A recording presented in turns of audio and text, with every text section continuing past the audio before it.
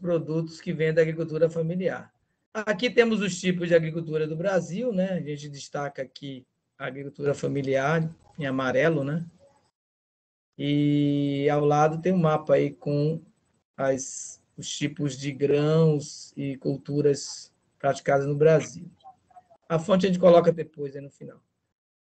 Então, a gente sabe que a agricultura familiar é uma das formas de produção. E ela tem um conceito até definido por lei, a 11.326.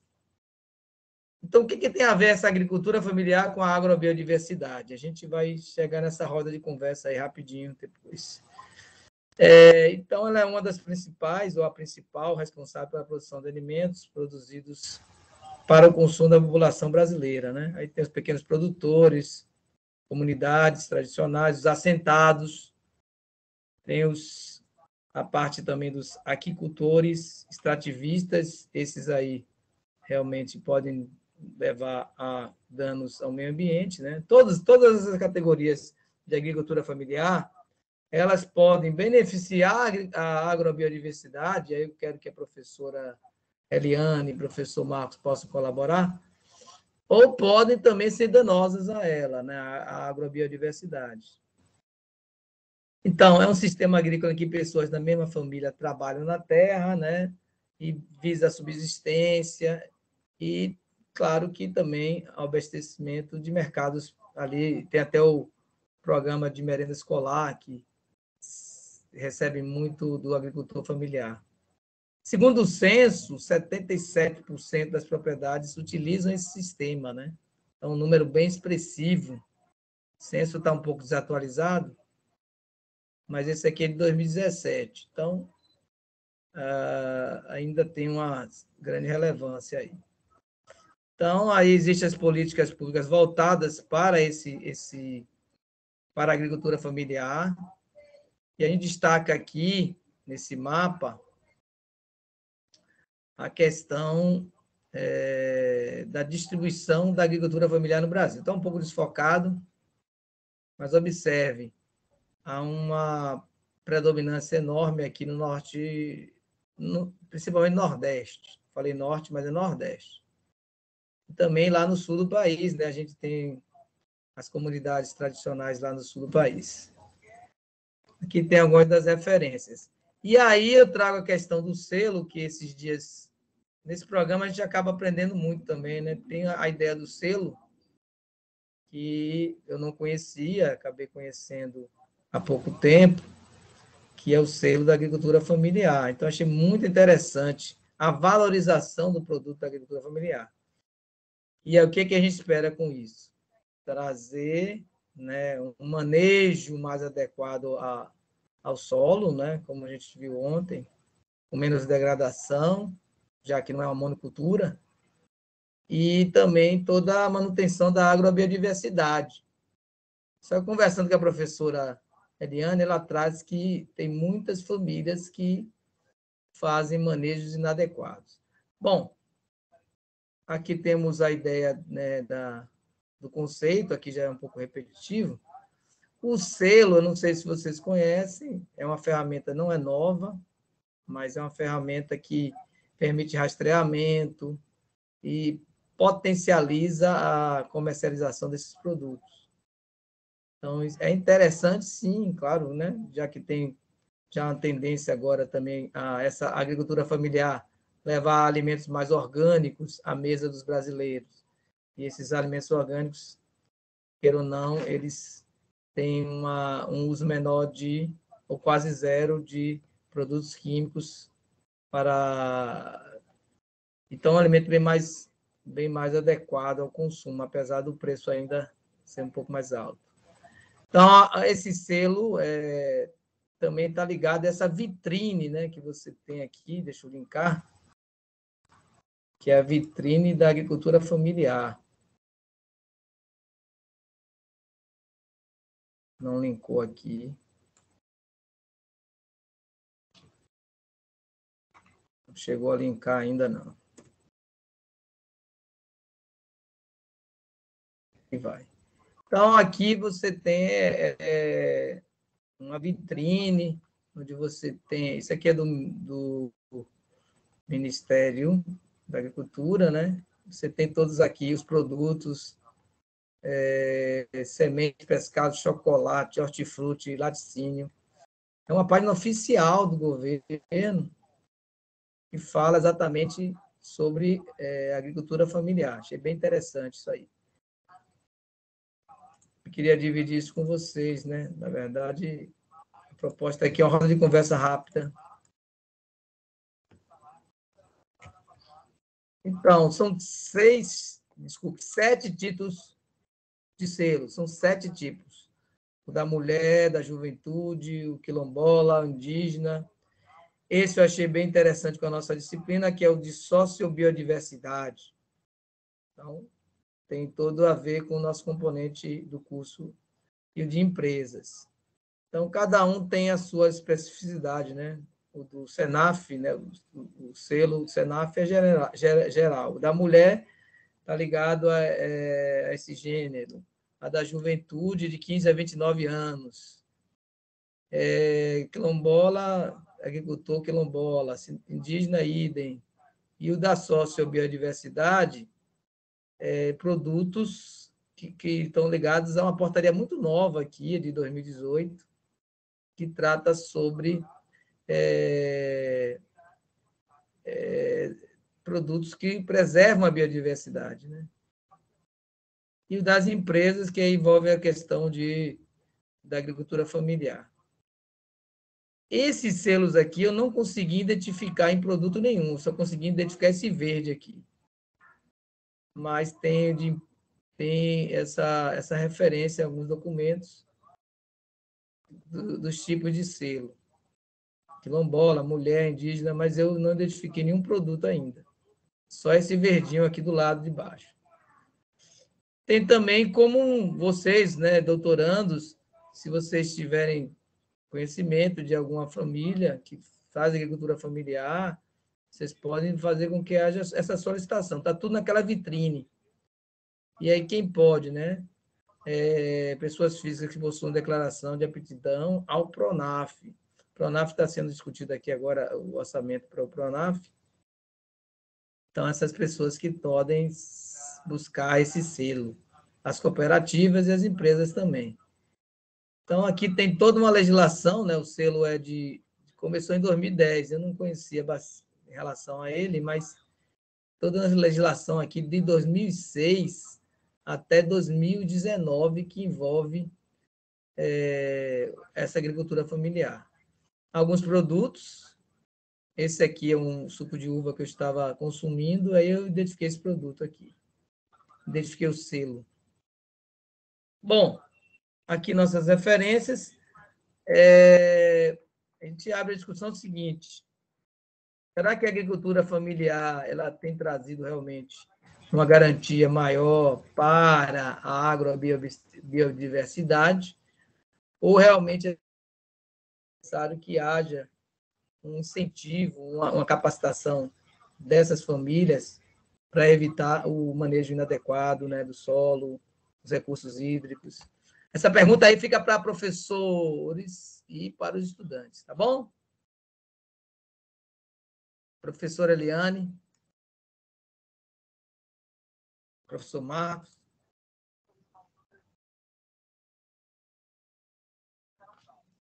Eu levantei a mão aqui, Boleira. Fica à vontade, você é professor, fica à vontade, fale quando você quiser. Não, o que a agricultura familiar, ela tem uma capilaridade imensa e quanto mais, vamos dizer, quanto mais programas, apoio à agricultura familiar nós tivermos, ainda vai ser pouco, entendeu?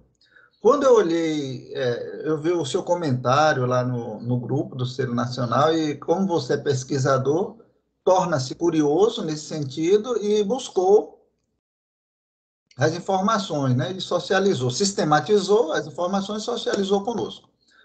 Mas o que eu quero colocar aqui é trazer uma fala de um dos eventos, eu não sei se vocês participaram, né?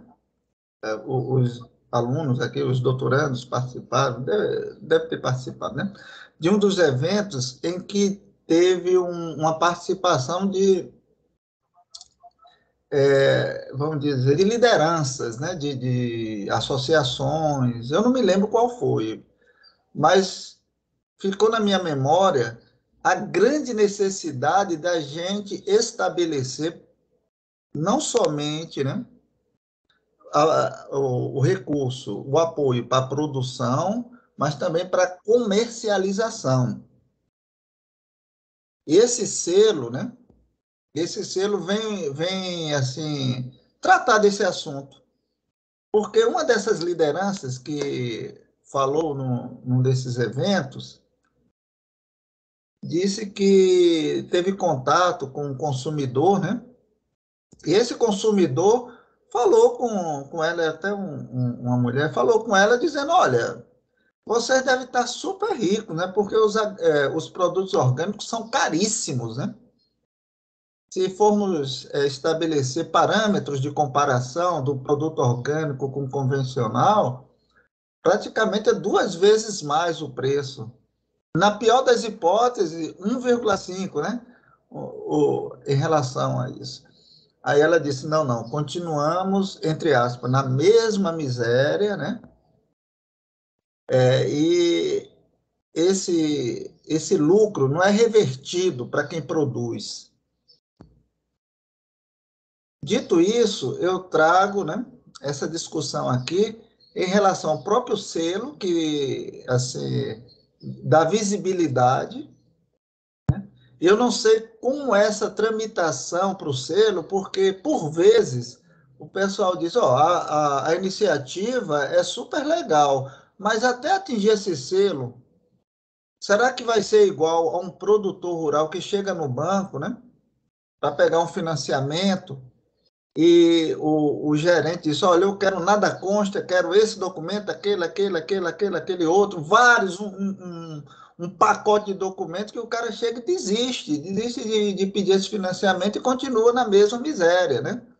Será que esse selo também trabalha nesse sentido? Eu sei que tem que ter uma rigorosidade, né, para dar um selo, mas a gente tem que entender que o agricultor familiar, de um ponto onde ele está, né, para um outro ponto, é muita luta, viu? Muita luta mesmo. É como aí eu evoco não somente a professora Eliane, mas o Rubens, que também é professor, Alexandre Boleira. Sabe-se que tirar um estudante do zero e para que ele tenha uma média 5 é mais importante do que tirar um estudante que tem a média 5 para ele alcançar a média 8, né? Interessante a discussão. Queria Vocês colaborar com sua fala, Marcos. diga. Essa questão da comercialização é sempre danosa aos agricultores, né? Eu acho que, independente do selo, eles têm que buscar se associar em cooperativas, né? Que é uma maneira de solucionar isso. Aí vão buscar os financiamentos, vão buscar o apoio que necessita. E esse problema realmente tem mantido, né, assim, o agricultor familiar numa condição fragilizada diante das questões financeiras. Mas o meu tema que eu queria puxar para você é o seguinte, não sei se, cooperando também com sua fala, né? O agricultor familiar, que tem muitas vezes uma baixa formação, ele está tratando bem do solo, ele está mantendo a agrobiodiversidade no manejo do solo, dos recursos hídricos. Eu queria trazer essa questão para você e para os nossos alunos também, né? Antes da fala deles em relação aos trabalhos, porque eu tenho pouca experiência nessa parte de acompanhar a agricultura familiar. Mas o que me parece é que há também erros de manejamento que fragilizam a própria agrobiodiversidade. Por exemplo, o extrativismo, se ele não for feito de maneira adequada, mantendo vamos dizer assim, a vegetação em pé, ele pode ser muito danoso. Mas apesar que isso vai tendo uma cultura de conservação cada dia maior, né? O que você pode dizer sobre isso, Marcos? O que o agricultor familiar tem feito com a agrobiodiversidade? Ô, Boleira, aí a gente já vai voltar, né? Já vai voltar na etapa da produção. Eu estava vinculada à questão da comercialização, como se a produção já fosse uma etapa concluída, né? Entendeu, né? Mas voltemos à parte da produção. Eu sei que o agricultor, como sempre tenho dito, ele tem uma ligação atávica com a terra, uma ligação agricultor familiar, viu? Uma ligação muito forte com a terra e, por consciência, ele nunca vai utilizar, por consciência, viu? Ele nunca vai utilizar nenhum sistema de produção que vincule como é que se diz, a uma toxidez do solo, alguma coisa aí. Depois de estabelecido o PRONAF, né, o PRONAF, e se ampliou para várias categorias, a gente sabe que houve uma capitalização do campo, né? Ou seja, entrou dinheiro no campo, né? E nessa entrada de dinheiro entra também os pacotes, né? Entre os pacotes, se você for numa casa, aqui em Barreira, Casa da Lavoura, né? Se um pequeno agricultor for lá e diz, olha, eu quero comprar semente. Ah, não, leve isso, leve aquilo outro, tal, tal, e por aí vai. Mas o que a gente tem que se conscientizar é que existem alguns polos, e alguns não, vários polos de resistência quanto a isso, viu, Boleira? Inclusive, em uma das minhas aulas, eu citei aquele exemplo lá em Santa Catarina, né? Que a semente crioula estava desaparecendo, né?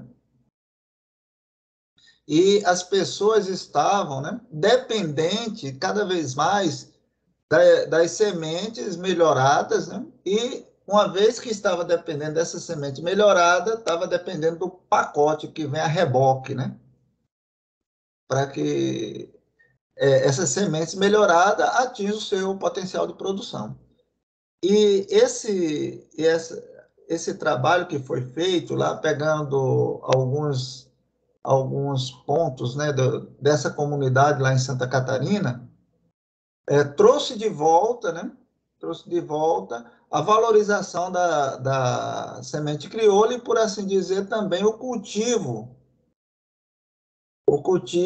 e o sistema não ligado, né, não ligado ao convencional. E o que a gente tem a dizer sobre isso, né? Aí você já colocou aí de forma brilhante, é que a agricultura familiar ela tem um papel mega importante no prato que chega na nossa mesa, né? A responsabilidade é maior, né? Então, quanto mais os produtos venham com um selo que garanta isso, né? Mais como é que se diz? O Estado tem que garantir a assistência técnica de forma mais contundente junto aos agricultores familiares. Essa é a minha fala.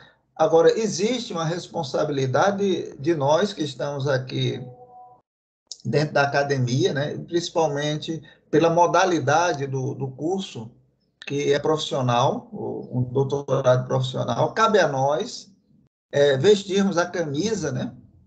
Para que essa agrobiodiversidade, ou seja, a diversidade dentro do agroecossistema, né? Ela seja garantida para que não caiamos nas mãos, né, das grandes empresas, né? Essas grandes empresas, elas têm o seu nicho de mercado, né? Mas ela não pode engolir a agricultura familiar, principalmente porque a agricultura familiar tem essa responsabilidade, né, de nos entornos das cidades trabalhar com a alimentação, principalmente de produtos perecíveis, né, como as hortícolas, né? É essa a minha fala. Estudar a agrobiodiversidade nesse sentido, de forma organizacional, fazer esses levantamentos para entender como é que está acontecendo a agrobiodiversidade em comunidades específicas. Isso é super relevante para que a gente faça, né, esse mapeamento e imprima as soluções. As soluções já estão aí. Quem trabalhar como é que se diz, a pesquisa na agrobiodiversidade vai encontrar a solução. O negócio, como sempre a minha professora de extensão rural, né, falava, a gente constrói os foguetes e não sabe onde vai cair, né? Então, a gente tem que ter esse foco na agricultura familiar, né, junto com a parte da agrobiodiversidade e, principalmente, pulando para a questão da comercialização, porque a comercialização é um ponto focal interessantíssimo e é o último.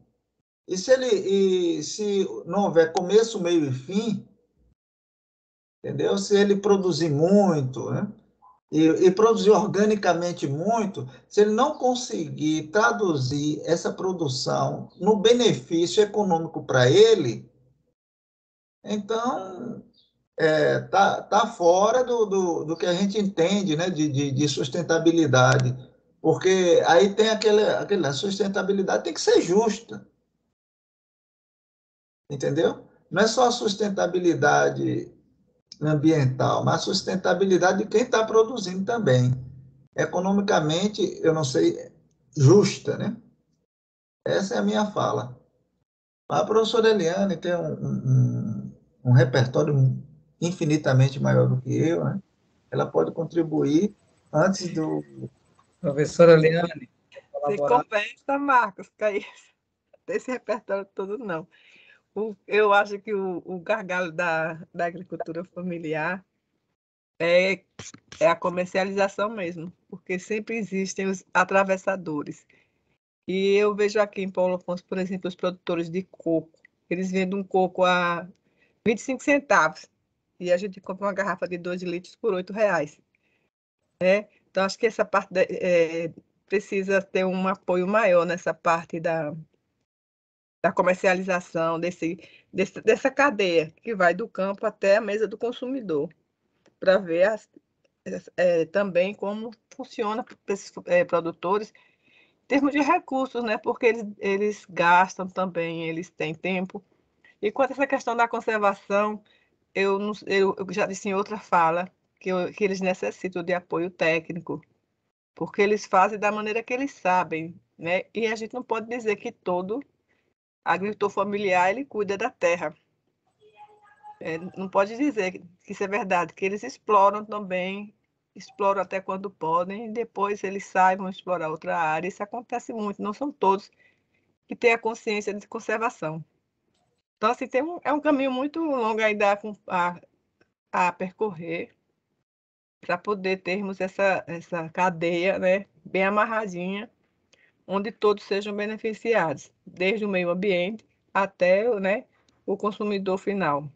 Mas eu vejo dessa forma, que eles que têm muita necessidade, não basta jogar dinheiro no campo e deixar os agricultores trabalharem como quiserem, não pode, né?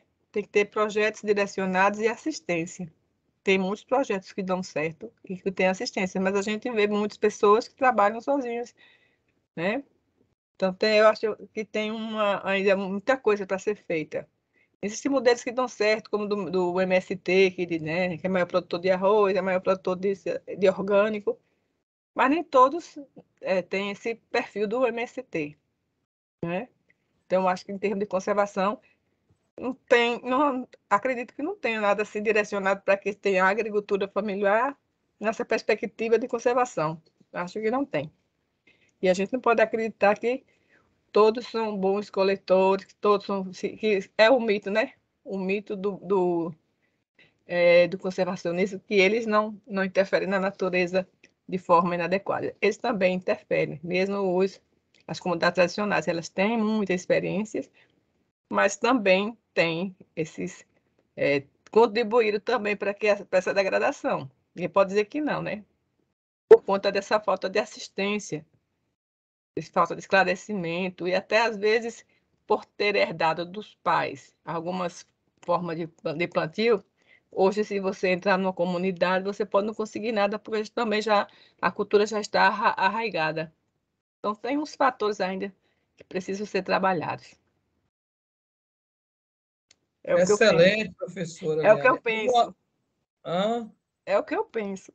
Não, ótimo, é um debate aberto aqui, com uma roda de conversa, né? Nada muito programado, mas assim, o objetivo é trazer esse tema para os alunos também do curso de Agrobiodiversidade e Manejo. Eles querem falar alguma coisa? Valdineide, que está aqui desde o começo, algum de vocês quer falar? Essa fala que a professora comentou há pouco é realmente algo real, né? Assim, porque esses métodos que a gente tipo chega em uma comunidade, em uma localidade ali da agricultura familiar, muitos dos métodos ali eles estão, digamos assim, estão realmente defasando o ambiente, porque muito deles são trazidos ali, são praticados de geração em geração, né? E aí eles começam, tipo, fica uma coisa ali que para eles aquilo é certo.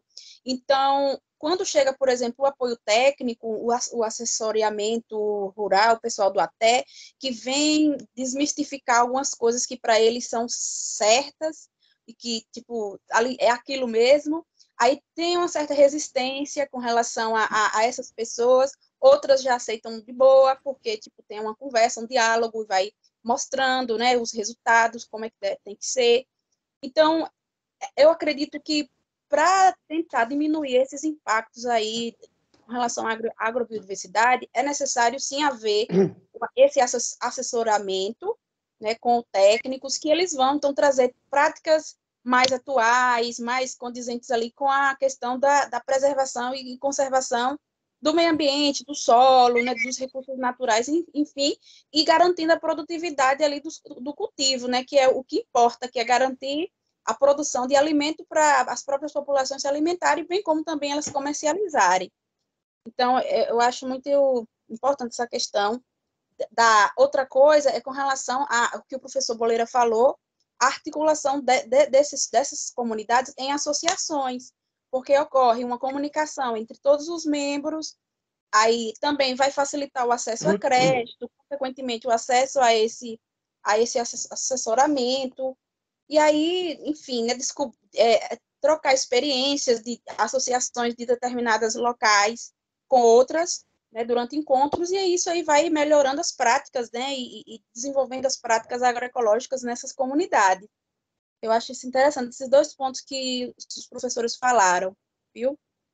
A meliponicultura pode colaborar com a agricultura familiar? Esse é o tema, né, de trabalho, né? Isso, sim, com certeza, né, porque quando a gente tem um manejo adequado ali da vegetação e tal, ele conhece ali a importância de não derrubar as plantas, principalmente as típicas da caatinga, ele está colaborando ali para a preservação daquela vegetação, e que ela não entre em extinção, por exemplo, e favorecendo com que tenha acesso a alimentos, tanto para ele quanto para animais, e também recursos para abelhas, né? Através das flores, e isso amplia por exemplo, o acesso desses produtores a mais produtos ali mesmo no seu próprio quintal, ali no seu próprio território ali, né? Essas abelhas elas vão ter mais acesso a mais plantas, acesso a mais flores, consequentemente a gente vai ter um mel mais de qualidade, né? Um mel que ali é típico e característico ali de plantas da caatinga, né? Então, isso é valorizar a caatinga, né? A nossa vegetação, e também reforçar a importância desse trabalho de produção de mel, que é um trabalho que está em parceria aí com a conservação dos recursos naturais. Você não precisa derrubar uma árvore para fazer um pasto, para você criar bode ou criar gado, né? Como essa questão dessa criação desses gado e cabra e ovelha, por exemplo, é algo muito comum aqui na nossa caatinga, mas a gente também já tem que começar a discutir sobre a importância da questão da produção, da criação de abelhas, para a questão da conservação, que aí a gente vai trazer diversos benefícios aí nesse sentido de incentivo à produção à criação de abelhas, né, e produção de mel. Enfim, é muito vasto e é necessário conversar sim. A gente, enquanto doutorando, tem que conversar, chegar junto nessas comunidades para que eles entendam e compreendam a importância de preservar a caatinga, que aí a gente vai obter diversos benefícios aí, tanto econômicos, ambientais, sociais e muito mais. Está aberta a roda de conversa, quem quiser também falar um pouco aí da sua experiência. Bom dia, professores, bom dia, colegas. É o Francier. Bom dia, Francier. Bom dia, Francis. Eu trabalhei muito tempo na ATE convencional. Eu passei ainda um tempo na ATE. Depois conheci que a gente chama ATC, Assessoria Técnica Continuada. É um tipo de assistência de modelo para a agricultura familiar que ela permeia a teoria prática. É aquela assistência participativa, na qual a gente não anda com um modelo pronto de assistência. A gente constrói ela de acordo com a problemática de cada comunidade. É interessante porque a gente já se deparou com relatos dentro da própria sociedade civil organizada, no caso as associações, de pessoas que dizem, olha, essa questão de assistência técnica para a gente é muito complicado, porque a gente já teve prejuízo com alguns técnicos. E aí contaram o relato, né? Tem uma região lá, uma região de Brejo, que até o município se chama Brejo Santo, trabalhou com... O técnico veio e aí o agricultor pediu uma opinião do que poderia plantar, e aí ele veio com aquela coisa formada mesmo de cabeça, vamos plantar uva, é uma terra muito boa, tem uma dinâmica muito boa, vai gastar bastante, mas é um caminho que você pode tomar. Sendo que o próprio técnico veio com a mente nisso. Implantou o plantio de uva dentro dessa comunidade, sendo que quando estava com uma certa altura, a uva, né, teve um embrejamento na área do agricultor, e a uva ela é susceptível a alagamento, né? Se o lençol freático subir, ela perde todo, né? Dá logo fungo, dá logo mesmo de coisa. Ou seja, teve um prejuízo muito grande para o agricultor. E nesse relato ele disse, não, mas eu queria criar nesse tempo, era galinha caipira. Aí o técnico disse que não dava dinheiro, que não sei o quê, e aquela coisa toda, e convenceu essa pessoa a fazer esse tipo de assistência, entre outros relatos que a gente viu, né? E com isso, com a assistência técnica continuada, também é um projeto grande do Banco Mundial, tanto tem na Bahia, através do FIDA, também no Pernambuco e também no Ceará, eles aconselham isso, a assistência técnica, isso organizou muitas comunidades. Gente que queria plantar o roçado, começou a criar galinha caipira, ouvindo caprinocultura para corte, né, lá no Ceará, conseguiram implementar a palma e outras forrageiras de forma agroecológica.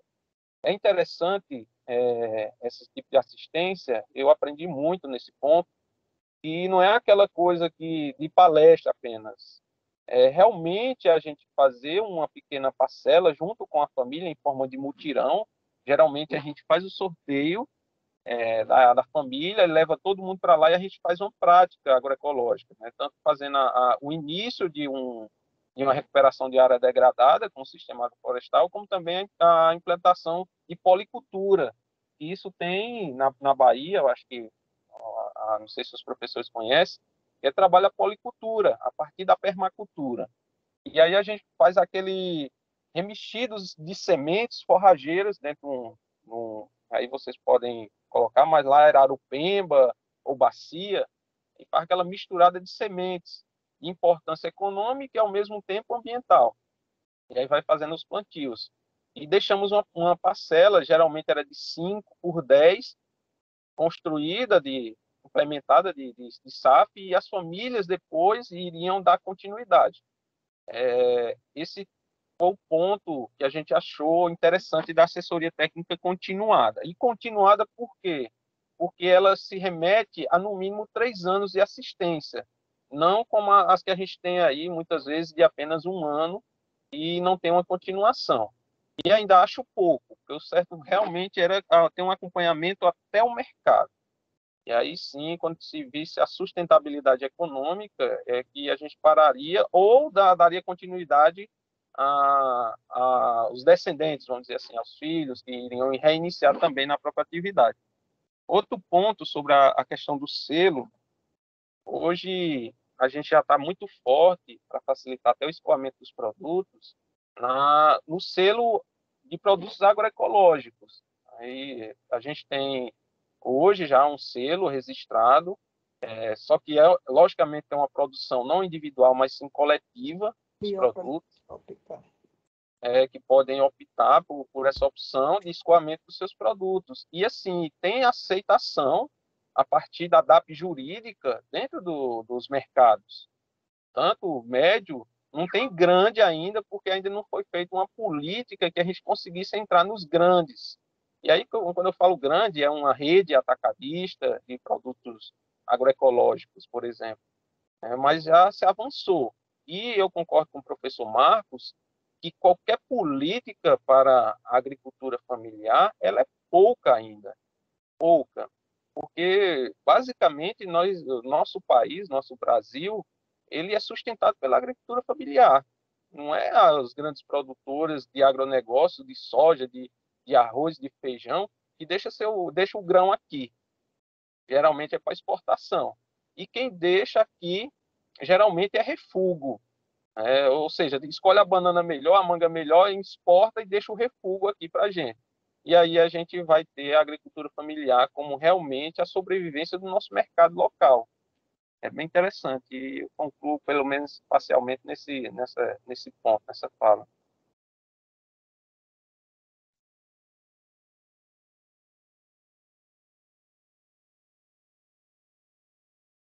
Eu gostaria de complementar aqui, foi o Francier, né, Francier? Você, quando falou sobre essa assistência técnica, né, na realidade é até, né, assistência técnica e extensão rural, que já é um processo educativo. Foi sobre as SAF, né, o Sistema Agroflorestais, salvo engano? Isso, professor, mas não só isso, né? A gente seguia as tendências das famílias, né? A aptidão de cada família. Tinha família que não queria SAF, né? Entendi. Não, mas também tem uns detalhes aí, né? Que a gente, pela experiência aqui da nossa região, um colega nosso que foi do BNB, já falecido, disse que foi traçar um perfil mercadológico de uma comunidade e a comunidade estava pedindo aquelas juntas de boi, né? Eu não sei se ainda fazem esse tipo de financiamento de juntas de boi, né? A comunidade pedindo. E eles foram lá, conversaram, traçaram o perfil através de técnicas que o BNB tem, né? O Banco Nordeste do Brasil. E depois, sabe que a comunidade, a partir dessas técnicas, a comunidade definiu, a própria comunidade, viu? Que fosse não junta de boi para cada um, né? Mas que fosse feita uma casa de farinha, né? E funciona até hoje essa casa de farinha. Aí quando você me fala, mas tem gente que não opta por isso, né? Tá? Dependendo do tipo de sistema que ele está implementando, tem que se fazer um estudo para dizer por que ele não está optando por isso, né? É só isso a minha fala, viu? Eu não sei, nunca vai se esvaziar essa discussão da agricultura familiar, porque a agricultura familiar ela não é estanque, né? Ela roda a agricultura familiar de antes, mesmo sendo dentro dos parâmetros lá, olha, traçando alguns critérios para enquadrar na agricultura familiar, ela por si só não é estanque, não. Os agricultores familiares de não sei quantos anos atrás não são os agricultores familiares de hoje. Mas, em essência, a sustentabilidade é que vai ditar o ritmo, né? O ritmo de produção. Tá? E esse selo de qualidade foi um pequeno avanço, né? Agora a gente tem que entender, né, que eu não entendo nos meandros do selo de qualidade, até onde vai abranger os agricultores familiares e trazer, porque eu estou vendo o selo de qualidade, esse selo aí, com produtos muito finos, viu? Muito finos. Então, será que são agricultores familiares mesmo, né? Enfim, tá bom.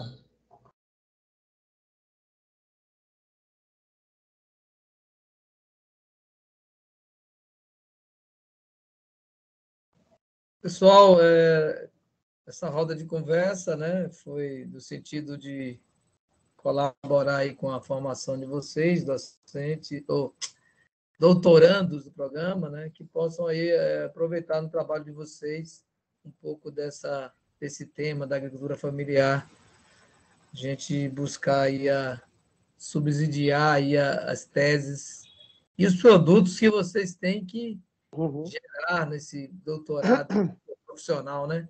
Eu quero sempre lembrar do produto aqui, porque o produto realmente vai ser imprescindível para a conclusão do curso de vocês.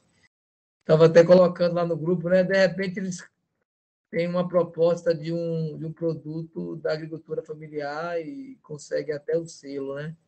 Isso aí gera uma produção que vai gerar um produto que gera que pode gerar um selo, né? Isso pode também ser um produto do doutorado, né? Bom, vou passar aqui o comando, acho que para o professor Marcos, né, Marcos? Para assumir a parte aí do trabalho dos alunos. Não, pode ser qualquer um de nós, mas antes, eu posso assumir. Mas antes, salvo engano, é o Rubem, que está com a mão levantada ali, né? Opa, obrigado. Eu não estou vendo, não. Rubens. Aí depois a gente retoma. Obrigado, viu, Marcos? Então, bom dia novamente, professor Marcos, professor Bolívar, professor Eliene, bom dia aos colegas. Eu só queria colocar aí em pauta um pouco da experiência, um pouco, mas muito pouco que eu convivo, né, nessa área, desde a época quando eu era bem criancinha até agora no doutorado, em relação à agricultura familiar. Mas antes, só lembrando ao professor Marcos sobre a fala daquela senhora, né, porque ela trouxe aquelas informações quando a gente fez a mesa redonda sobre comercialização da fruticultura, né? Foi um evento lá do componente de agricultura de base familiar. E aí a senhora Isália, né? Ela, que a gente tem um contato aqui, que ela é presidente do Sindicato dos Trabalhadores Agricultores Familiares e Empreendedores, né? Familiares rurais aqui de Petrolina, e ela pontuou essa questão da comercialização, né? A gente fez recentemente também outro trabalho, e saiu até um livro agora, né, sobre essa parte da comercialização. E o mais importante foi o contato, né, o nosso contato, nossa comunicação, diálogo com os produtores, com os agricultores. E a gente sentiu, né, essa questão da valorização, né, para quem está lá na fase final de comercialização e de aqueles que estão lá na parte inicial da produção. A gente vê que quem está produzindo, quem está colocando o produto, né, ali para ser comercializado, não tem essa valorização, né? Tem lá os intermediários e os agricultores ficam à mercê, né, desse público, por diversos fatores, né? A gente ouviu vários fatores que interferem esse processo de comercialização, e ela pontuou muito bem. né? E essa questão da produção orgânica, né? Porque hoje se fala, é caro a produção, o alimento orgânico é caro, não pode se adquirir. Isso é uma falácia, né? Na minha opinião. Tá gravando, então aqui é minha opinião, isso é uma falácia. Por quê? Eu convivi aqui, através de um trabalho de dissertação de um colega nosso que terminou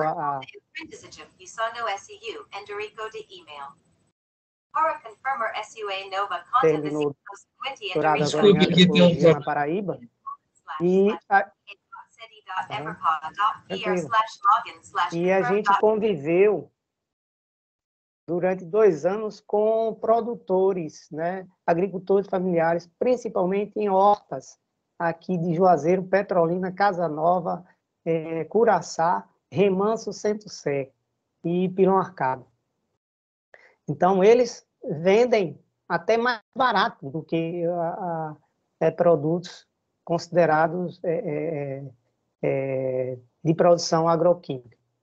Então, na minha opinião, essa falácia. É claro que algumas redes, alguns intermediários aproveitam, né, de ser uma produção voltada à sustentabilidade para agregar um valor X, tá? Um valor X, e a gente acompanha isso constantemente aqui na região. A gente já teve com produtores aqui no projeto Nilo Coelho, que tem acerola orgânica, que tem manga orgânica, que tem banana orgânica. Ele vende por um valor X a um determinado intermediário, e quando chega ao consumidor final, é um consumidor seletivo, porque ele vai procurar quem tem mais recurso financeiro para pagar o valor que ele está cobrando. Então, tem essa vertente da história aí que muita gente, às vezes, deixa passar.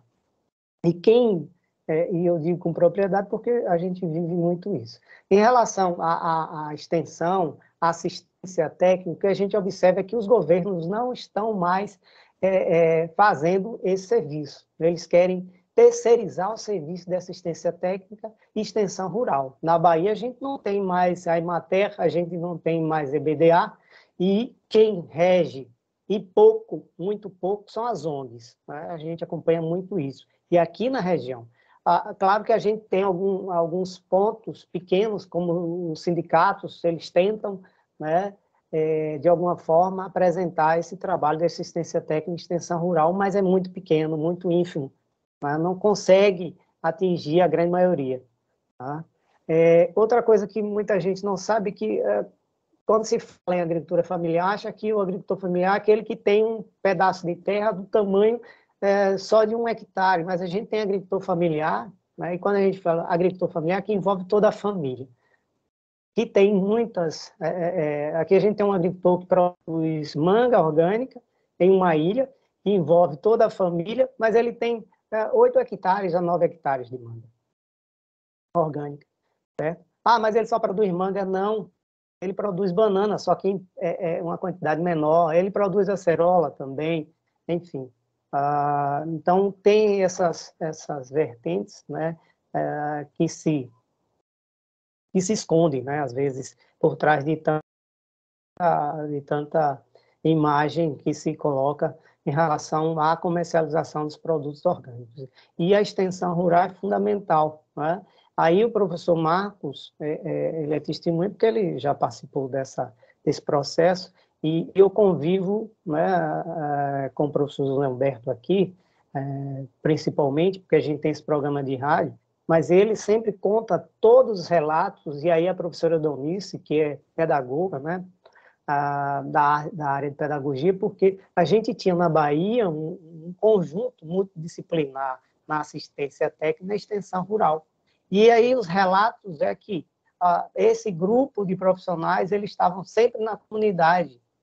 Tá? Eles não iam uma vez por ano, não, eles estavam sempre. É tanto que quando a gente sai e vai visitar as comunidades, que hoje não tem mais assistência e essa extensão rural, eles sentem essa necessidade e usam o programa Mensageiro Rural para que venha não que substituir, mas que alimentar ele com essas informações, com essa participação. E aí a gente aloca também os profissionais, né, de outras áreas para permitir que esse produtor ele tenha ali um mínimo de informação ou de assistência. Mas a gente sente que na década de 80 até o final de 90 eles tinham isso.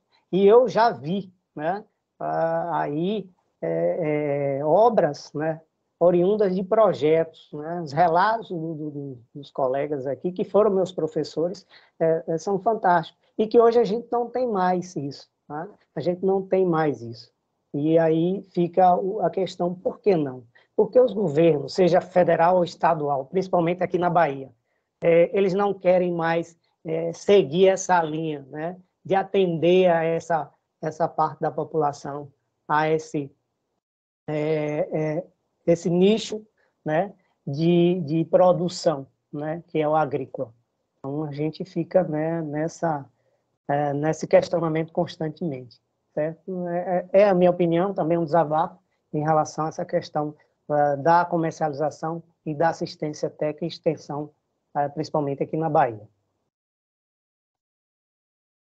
Ok, Rubens. Só um